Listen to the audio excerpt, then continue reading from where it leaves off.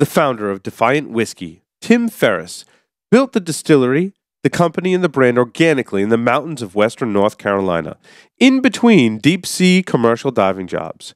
Tim will now explain a little bit about the spirit behind Defiant Whiskey. These guys are masters. They're artisans. I wanted to learn how to do that. I wanted to learn how to make a spirit that people tasted and was like, oh my God, that's incredible. You taste that quality, you taste that drive, you taste that passion.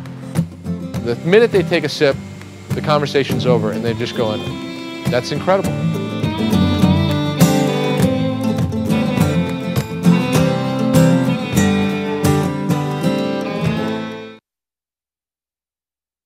Every new blend borrows from the past, and the Saga Blend No. 7, it is the perfect combination of timeless knowledge of traditional tobaccos and the newer balance that today's cigar enthusiasts come to expect and love in a fine cigar.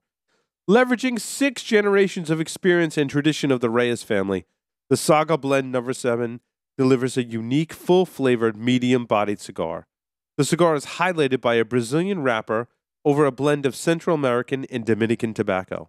Available in 3 sizes at an affordable price, the Saga Blend No. 7 is sure to please and bring together past and present.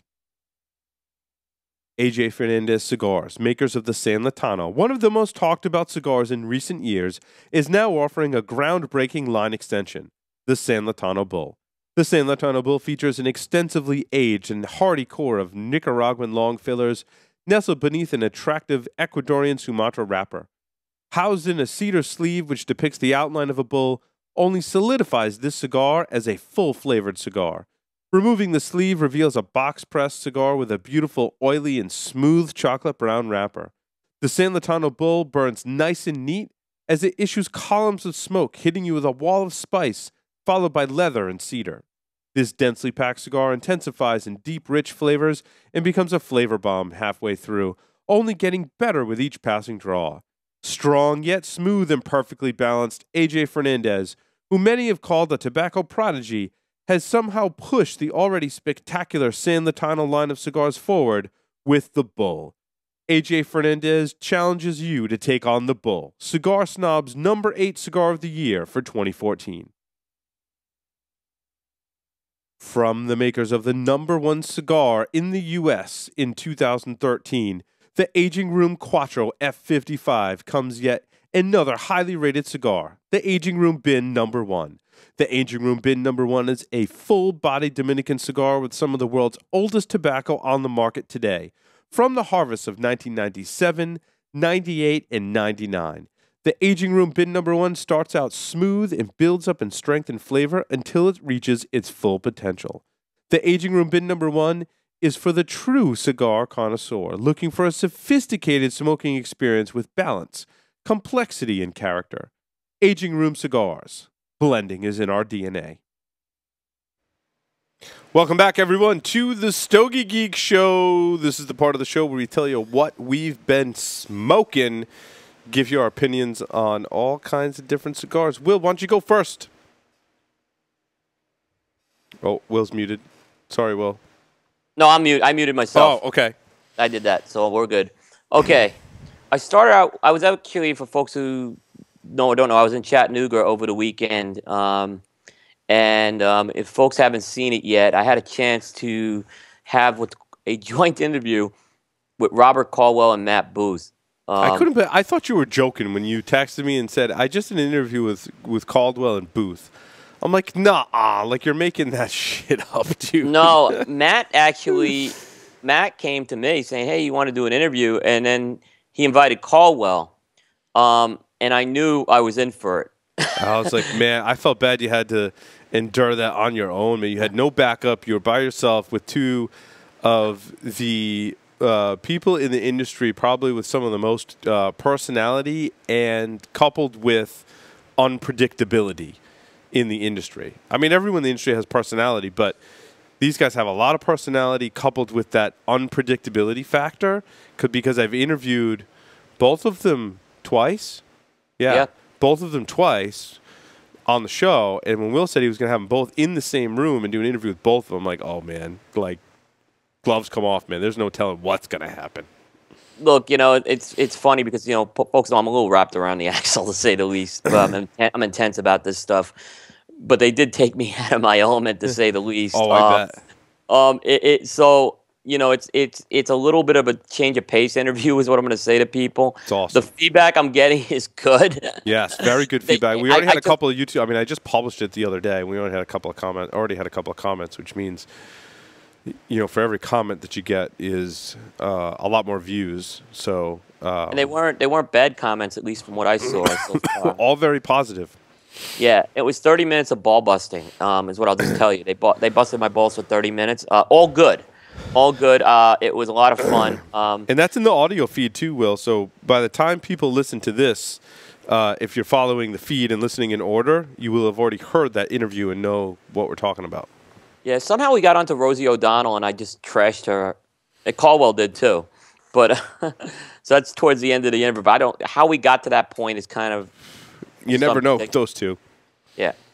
But I had a chance in Chattanooga to smoke some more of Robert Caldwell's Last Czar, which is the limited cigar that he released earlier this year, and I had it earlier in the year, and I thought it was a little young. I thought it was I didn't know where that cigar was going, but it's a 5x50 Bellicoso with something called an Arapiraca Connecticut Shade Hybrid Maduro wrapper. Say that 20 times.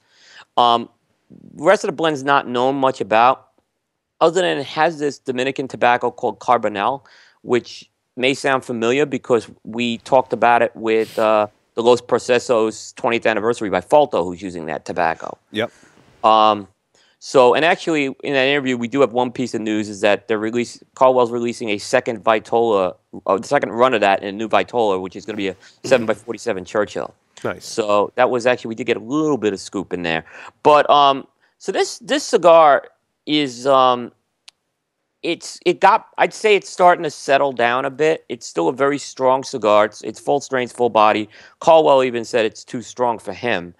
I didn't think it wasn't the strongest thing I smoked this year. I think it's come down a bit. I thought the flavors developed a little more in terms of, I got a lot of nice natural tobacco flavors. There was some definite pepper notes. On the retrohale, you really feel the black pepper. There was a citrus note that was kind of like a tangerine flavor almost. So it wasn't like a young citrus, which I was getting earlier. So the citrus kind of got a little more sweeter, and I think it made it good. A lot of smoke. This thing is a smoke bomb. It's going to produce a lot of smoke. I smoked a few of these. It's a nice cigar. It's at $18. I really struggle to put it ahead of a $5. And I even, it scores nicely now. I think it's not the same cigar as it was if you had it back in May. I think the 3 months did well, but at $18, it is a pricey proposition. And I don't know if I'd go higher than a $5 on that. But from a merit standpoint, I think the cigar is much, much better than it was when it came out. Nice. Well, I smoked Davidoff Escurio. This is the 60 ring gauge. And I liked this one better than that short Corona. I thought you would. Yeah, for 60 ring gauge, and we were actually talking in between segments. I've been rating 60 ring gauges a lot higher than I normally do, and I'm not sure why. Some of it's got to be me. Some of it, I think, is people are more cognizant when they blend a 60 ring, and we're seeing some great blends come out in 60 ring. This Davidoff Escurio is no exception to that, certainly. I mean, this is fantastic cigar. I really liked it, Will. I thought it had great flavor, had good body for a 60 ring, really had a lot of character for a 60 ring, which can get lost because of that wrapper to filler ratio. I already did a box split with a friend. This is a 60 ring I would go back to. Well, the only catch is it's a 58. Oh, well, maybe that's why. I was going to say it didn't really smoke like a 60 ring. It felt like a 60 ring, but didn't smoke like a 60 ring. But honestly, in all fairness, Paul, I would most of the time 58s and 60s. But it's in the same ballpark, right? They're in that same ballpark, yeah. I mean, because AJ Fernandez does some 58s as well. But yeah, and that's kind of where I would put that cigar as well. I've been saying I think the Robusto is the best, the Bella de Ball of that line. I haven't smoked that one yet. It's Yeah, next on but my list. I agree with you on that. Back to you, Will. Okay, I smoked a pre-release of a cigar by Boutique Blends, and this cigar is the La Boheme Encantador, which is basically it's the second blend in the La Boheme line. From a tobacco architecture standpoint, it may look like the same blend as the La Boheme. It's got the Ecuadorian Habano wrapper over Dominican binder and filler, but there are some changes. For starters, there's a higher priming, darker wrapper. So this is going to have a significantly darker look to it. There have been some blend changes within the rest of the filler as well. So it's not the exact same, and it's box pressed as well. And I smoked a size called the Regio, which is a 5x46. And I've liked the La Boheme line. I've been probably a fan of that line. I think the Encantador, I think it goes to the next level with this cigar. I think it's a really, really good cigar. It's got wonderful coffee notes in this cigar. I mean, it's just, if you like coffee flavors in this cigar, it's going to be real good. It's got some of the red pepper that I've seen on the core La Boheme, so I get some of that as well. A little bit of leather notes. I don't want to say it's an overly complex cigar. It's not, but it does. It has a nice creamy finish too on the palate, which is nice. It burned really good. And as far as strength and body goes, we were just talking about that with Jose as well. You know, this is probably, it's going to be stronger and more full than the original La Boheme. Now, I don't know if that's because of the blend change, or because of the box press, or because of the size, or a combination of all three things. But this was more of a medium to full strength and a medium to full body that's kind of going to transition to a full-bodied cigar on it. I liked it. The one difference I see with this cigar from the original La Boheme, the original La Boheme, I think, had a little more of the Cuban-esque quality that Raphael was looking for. This one's not going to have as much of that Cuban-esque quality, in my opinion, but it's still a very good cigar. While I didn't rate it, it's got all the makings for me of something that would be box-worthy. The cigar I smoked was unbanded, so it was a pre-release, so I don't feel it's right to score it, but if the final product is anything like this, this is going to be one of my favorites in the Boutique Blends line. I really enjoyed it. I don't know if I've smoked the La Boheme yet. I don't know if you have either. That's a good I question. don't think I have. We'll have to get some of those. Yeah. I mean, the original, and I'll say they have a little short 3-inch one that's really good in the La Boheme. Nice. Yeah. I went Cuban, smoked a Hoyo de Monterrey Epicure Especial. Thanks to my good friend Thomas, Security Weekly listener and follower of mine on Twitter. Gave me a couple of these actually, when I was out in Vegas, and I brought them back and smoked it. I have to say, Will, this cigar started out in the first third like totally awesome. It had that Cuban-esque flavor, obviously, because it's Cuban, but, very much a woody note with some earthy undertones, the very, kind of atypical flavor profile for a Cuban cigar. After that, not even the first third, it started going downhill on me, and it really just got earthy, and there wasn't much going on. So I rated this one as it stands a 5. I think as you age your Cuban cigars, obviously they get better. I mean, we talked about that on the show as well. I think that it was very kind of rich and bold for a Hoyo de Monterrey in that second and final third of the cigar. I think age will mellow out that tobacco dramatically and make the second 2 thirds be equally as good as the first third. So, but still, this one is just a 5 in my book. That's where I've had that. I've smoked that one. I'd probably put it right there. Yeah, didn't wow me. Back to you, Will. I smoked a cigar that kind of was one of my under-the-radar cigars last year. It was the La Aroma de Cuba Noblesse. And this was a 2014 release. And they brought back a 2015 release as well. Last year they released it in a 6.5 by 52 Toro. The Toro's back, but now they have a Robusto as well. So this is one of the cigars that I had from last year, and I actually enjoyed this cigar quite a bit. And I found that over probably, because this cigar probably had about 10 months of age on it since I picked them up. And one thing I kind of noticed with this cigar is that actually we were talking again about strength and body, and it was a strength in terms of medium to full. You know, I think it's about medium to full. It's not a mild cigar, but the body actually seemed to pick up a bit. It actually seemed to get a little more fuller in terms of how those flavors weighed on your palate, which I thought was kind of interesting. So it seemed like a little fuller. It's got great flavors: cocoa, natural tobacco, some black pepper. From it's a pepin blended cigar, so you're going to get some of that Don Pepin Garcia black pepper in there. Yeah. It's a pricey cigar as well. It's a $16 cigar, and it's probably so it's again, from a price standpoint, merit wise, it scores really nicely, but from a price standpoint, I probably wouldn't go higher than a box split with these. I like this cigar. I thought it aged well, and it gives me it makes me want to look forward to smoking the 2015 version of this. I like that cigar a lot. I agree with your rating, Will. Yeah, they're slowly getting better with age. They are. It's not that they were young when they came, but I think they're just coming into their own right now, and it took about 10 months. That tobacco's really melding together in this blend. Yeah. So I smoked the Padron Damaso number 15. This is the Toro size.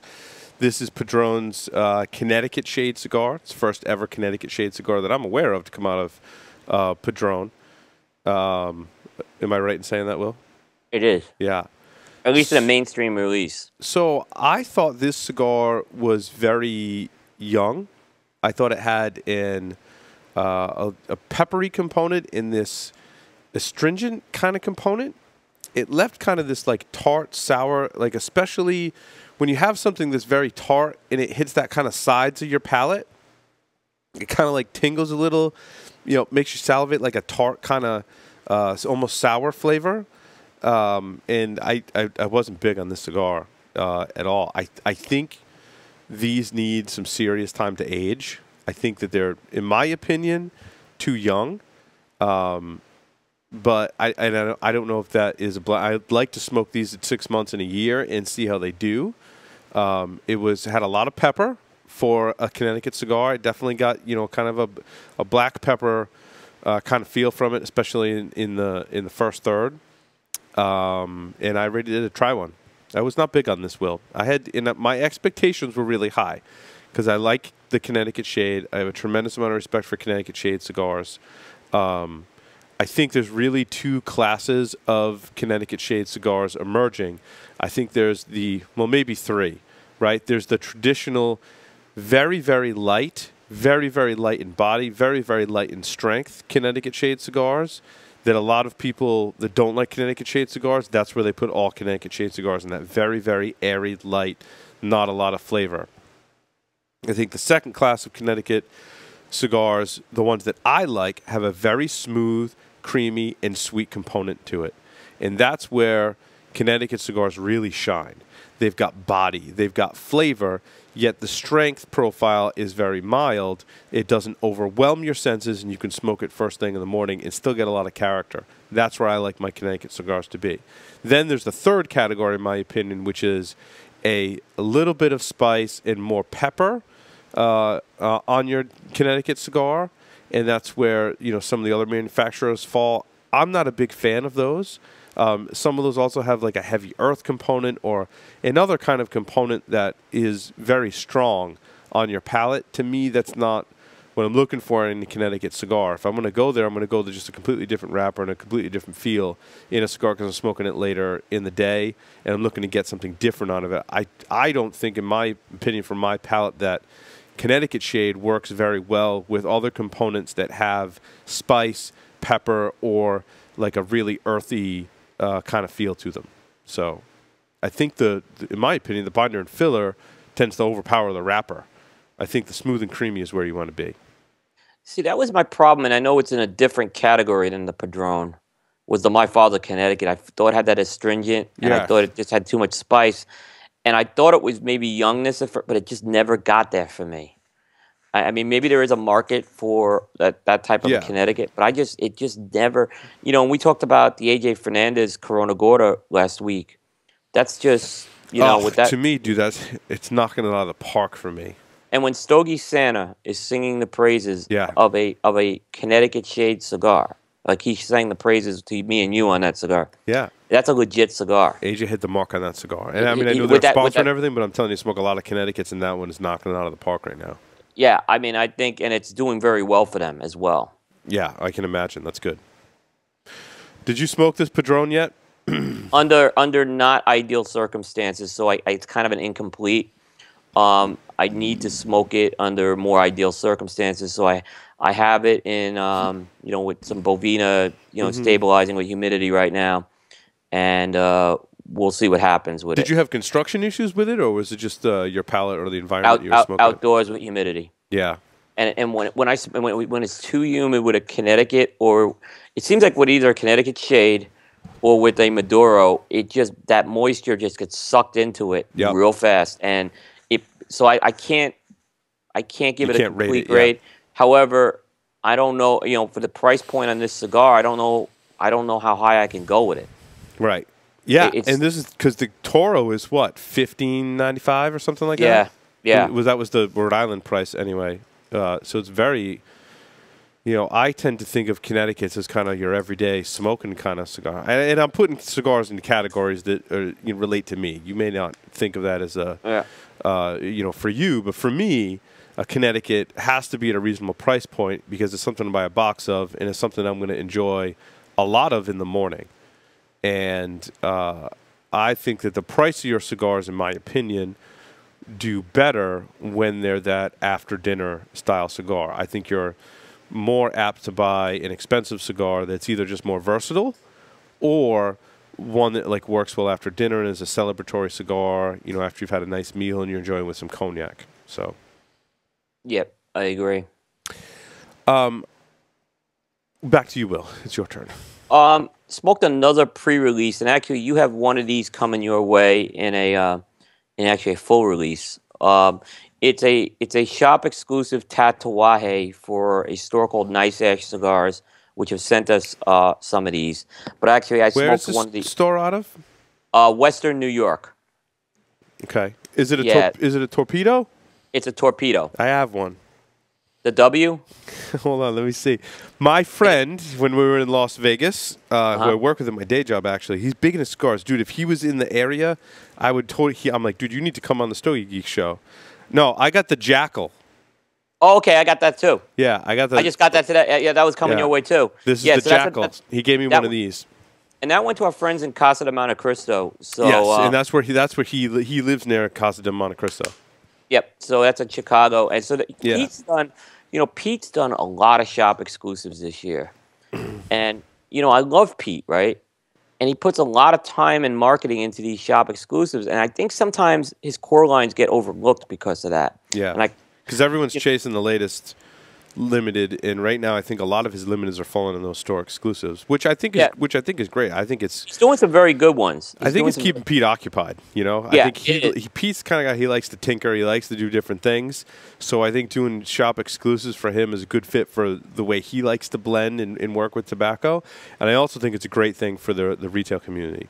Yeah. Now, I agree. Now, and Casa de Monte Cristo. I know they've been maybe more in the cigar coupe, and they've been an incredible supporter. They do a lot of shop exclusives. They've always been very generous. And I just got some Jackals from them today. So nice. It's kind of you'll have another one, but awesome. But this one is called the W. The W basically came from the name whore. All right. It was apparently a joke between Pete Johnson and the owner of the store. They actually marketed the name horror when they were kind of announcing it, but when it got released, they dropped it and went to W. Probably pretty wise. What are you smoking? Yeah. I'm smoking a whore. I'm smoking a whore, exactly. In fact, they had a site called Whore Cigar, even, when they were they did a lot of teasing, and they really built anticipation with the release. Got to thank Andy up at Nice Ash Cigars. He sent me this. It's a Sumatra. Sumatra wrapper on it with Nicaraguan binder and filler. And it's in a 6x52 Bellicoso. The thing about this cigar is it's got a very woody, cedary profile to it. And I'm going to say if you like that in a cigar, it's going to be a cigar you like. If you don't like it, don't get this cigar is what I'm going to tell you. So I think it's got a niche profile. It's very different than any of the other Sumatras that Pete's done. You know, I think of the Cajonio 2012 Capa Especial. You know, I think of those. Those are some of the real epic Sumatras that Pete's released. Yep. This one, like I said, it's a little different. It's a little more woody. It smoked really well. I want to say it's my favorite. I'd still put the Capa Especial probably ahead of it. But it's a good cigar. It's definitely different than anything I've had with Pete. Medium to full strength, medium to full body on it.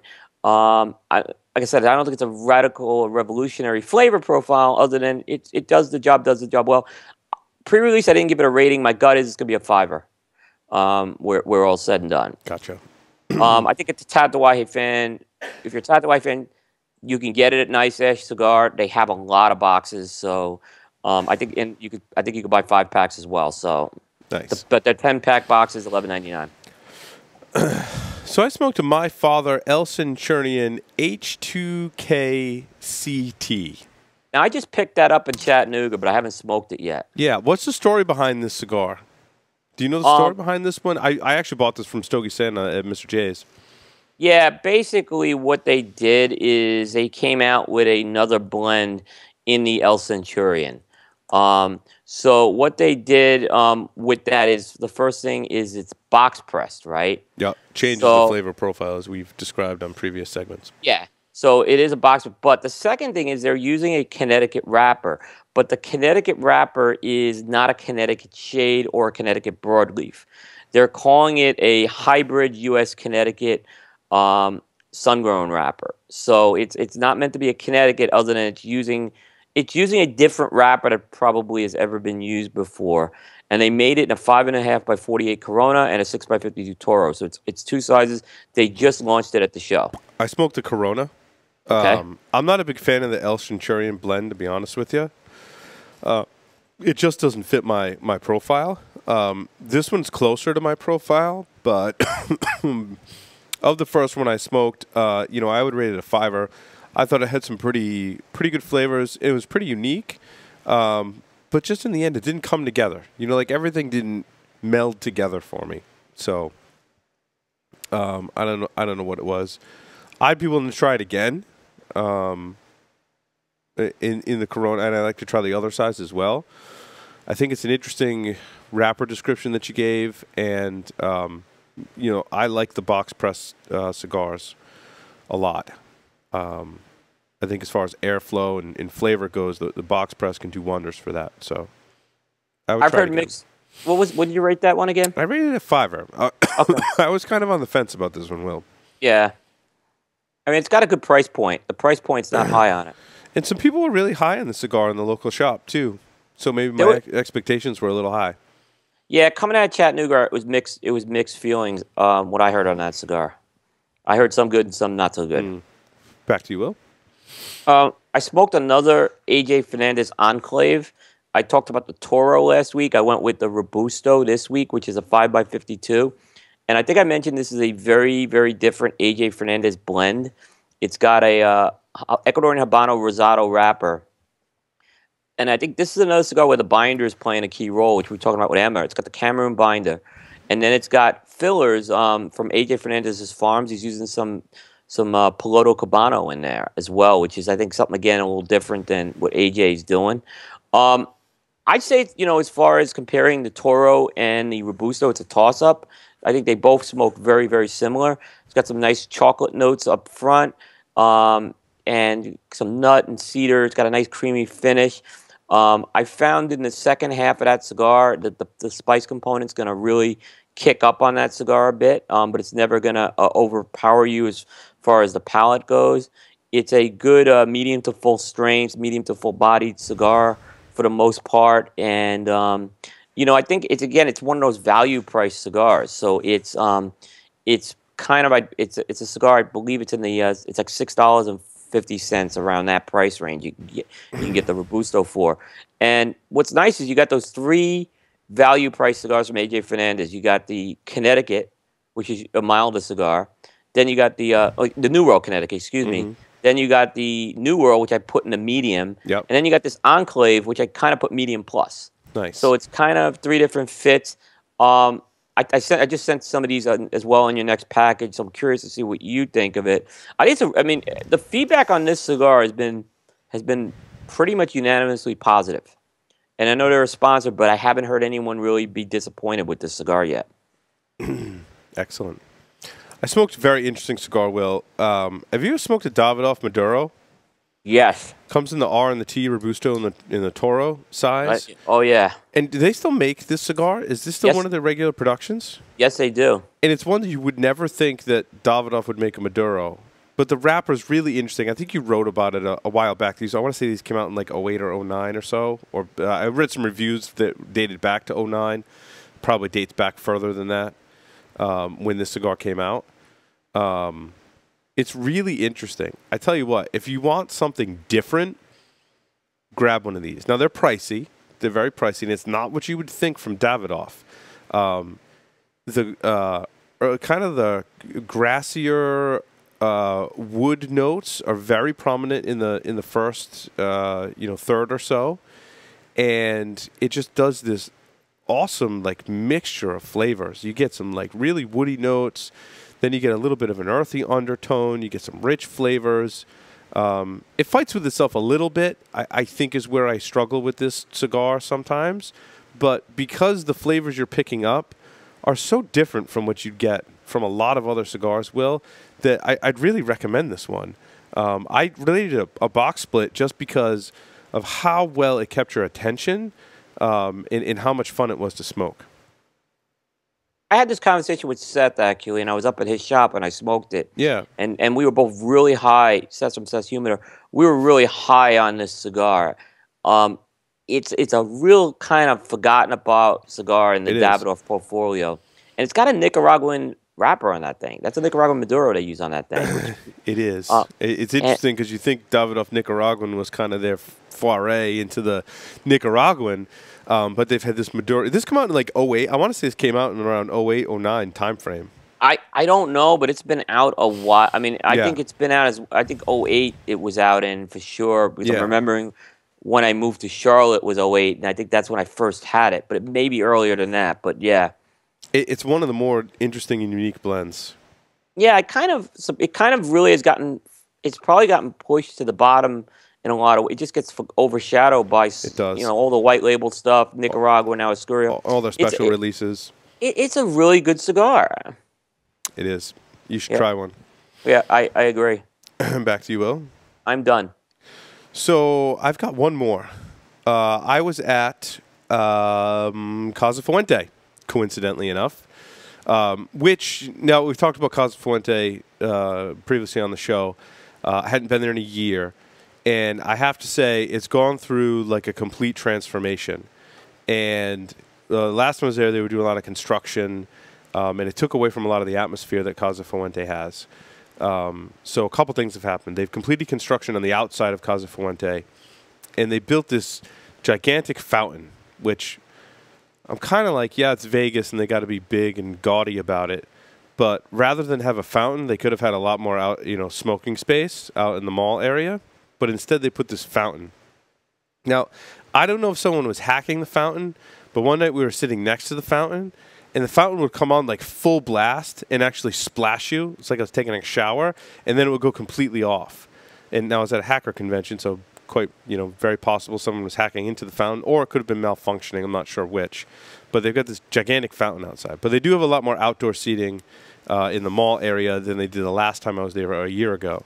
On the inside, they've renovated the inside, Will, and they've pushed the humidor into the space all the way in the back right-hand corner and opened up this little like alcove to the left of the humidor where they put like 3 or 4 tables. And I believe, I didn't confirm this, but they revamped their ventilation system because we were sitting in a little alcove that has a lower ceiling, and there was not a lot of smoke. Like the ventilation system was taking all the smoke away. Very enjoyable experience. It got its atmosphere and character back, in my opinion. And, of course, that they couple that with having some really rare and awesome cigars and fabulous drinks as well. And I'll talk about those, too. They had there the Opus X cigar in the bottle. This is what they call it at Casa Fuente. I'm not sure the full story behind it. I do know that there was a bottle of cognac, speaking of cognac, where there was a glass tube with a cigar in it that was the Opus X, what do they call it with the black wrapper? I have a mental block. Oh, we just talked about this too. It's not a Perfection X. It's the Opus X with the black wrapper. It'll come to me. So they have the black Opus X band on it. And this supposedly is the same blend as the cigar in the bottle. Now, I have no point of reference. I know Mark Jr. smoked the cigar that actually did come in the bottle and, and said it was one of the best cigars he's ever smoked. I don't think he talked through much of that segment where he was smoking it because he was just totally lost in it. These cigars are really good. They're also $60 per cigar. Oh, gee. Yeah, so, I mean, they're whacking you $60 a stick. But awesome slight pepper component to them, which is just great how that pepper component blends with all the sweetness and like there wasn't really spice. It was more pepper and sweetness that were just blended together for a very complex experience. It made it very unique the way they did almost like a white pepper, Will, that was very subtle, that really complemented the sweetness and other flavor components that you had with this cigar. Outstanding. I paid $60 for it. I mean, it's too expensive to spend on a cigar, in my opinion, but awesome smoking experience.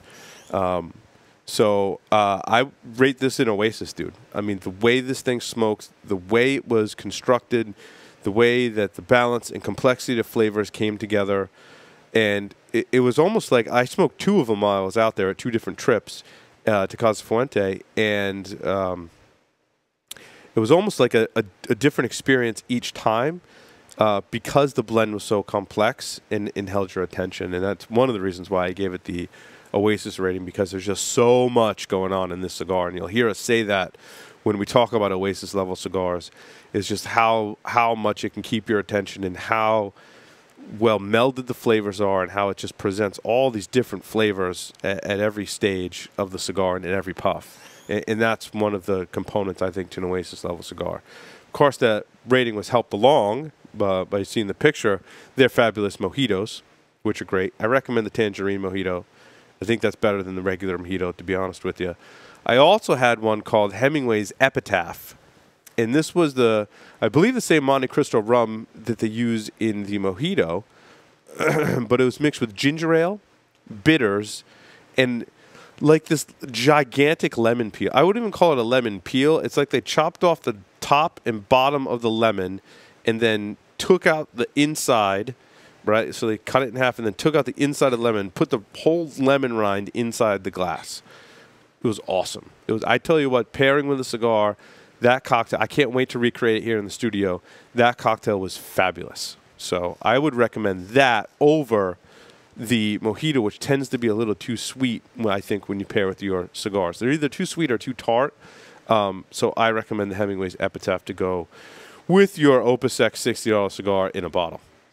Yeah, and Oasis cigars, that's what we don't normally recommend a $60 cigar, but with an Oasis cigar, we kind of throw price out the window at that point. You just gotta throw it out the window. Yeah. It had those Oasis components, dude. Yeah. I tell you what was also great was this cigar I'm smoking now in a different size, the Don Anniversario in the small Perfecto size. That cigar was awesome. Yep. Now, that cigar I had at Frankie's, and they make a mojito-style drink that I can't remember the name of, Will. That drink was awesome. That had perfect flavor components to go with a cigar. That was a marriage made in heaven, actually. And you can smoke in Frankie's Tiki Room. That's another place I recommend. Yeah, interesting. Now, you said that Casa Fuente, did they enclose the outside? How did they work that? No, you can smoke in the mall. They've gone through, we've talked about it over the years, right? They go through various regulations and negotiations, I think, with the whatever the parent to Caesars is that Harrah's, Casino, who owns the mall. So sometimes you can smoke outside. So most of the time you can. Sometimes you couldn't. But now they've got basically two, one small row of tables out. I say outside, but it's in the mall. And then they've got like a double row of tables on the other side. Whereas when they were doing construction, there was really just two very small rows of very small tables.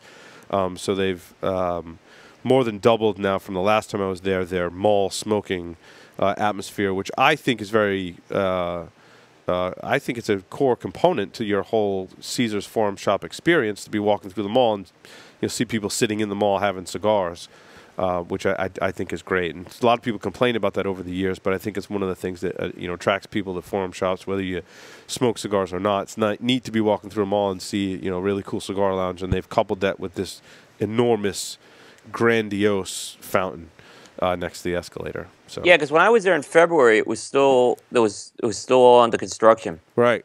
So they must have finished it. They finished it, and it's nice. So next time you're out in Vegas, make sure you check out Casa Fuente and Frankie's Tiki Room, where you can have a cigar inside Frankie's Tiki Room and have the most fabulous drinks, I think, ever. Where is Frankie's Tiki? Is that on the Strip or off the Strip? It's off Strip, yeah. It's okay, off Strip. I got to remember that. I got to remember that. Remember that next time you're out in Vegas, because you will not be disappointed. The bartender there, Mike, is a master, dude. He's a master. That's awesome. He was having a conversation with me, and in literally like 60 seconds made this cocktail. And I'm like, dude, I'm just amazed at how you look like you weren't even paying attention, and you just made the perfect cocktail. He's like, you guys are good, because he knows Jack Daniel's been on the show. They're good friends, and he's like, you security people are good at security. He's like, I happen to be good at making drinks. He's like, we all make our choices in life, kind of thing. So it's pretty funny. They make a cocktail book, actually, that we want to get here in the studio and try and replicate some of their cocktails. I don't think I won't. I know I won't be able to make them as good as Mike, but we're gonna try. Damn it. So that's it. Yeah, traveling this week always brings some interesting stories and interesting little tidbits along the way. So I hope you enjoyed this edition of the Stogie Geek Show, and we'll be back next week. Who's our guest next week, Will? Our guest next week is Mike Bellotti from MLB Cigar Ventures. He will be in studio. Nice. Excellent. We will see everyone next week. Thanks for watching.